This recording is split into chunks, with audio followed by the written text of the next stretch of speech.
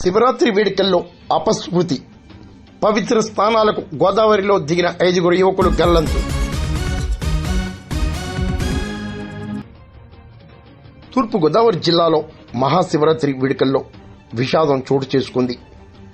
తాళ్లపూడి మండలం తాడిపూడి స్నానఘట్టం వద్ద గోదావరిలో పుణ్య స్నానాలకు దిగిన 5 యువకులు గల్లంతయ్యారు. ఆ ప్రాంతం శోక సముద్రంగా మారింది. అధికారులు, ప్రజాప్రతినిధులు, స్థానికులు గాలింపు చేపట్టగా ఒక మృతదేహం లభించినట్లు స్థానికులు వివరించారు. ప్రమాద ఘటనపై కుటుంబ సభ్యులు బోర్న విలపిస్తున్నారు.